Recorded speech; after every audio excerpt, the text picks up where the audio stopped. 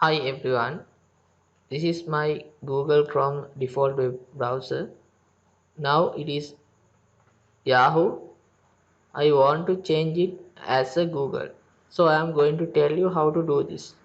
Okay, first you can click here, then go to settings of Google Chrome web browser. Then you can see setting page. Then find search engine. There is a search engine list.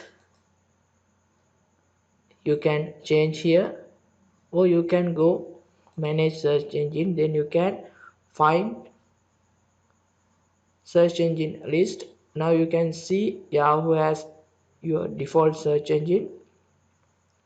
I want to make Google as my default search engine.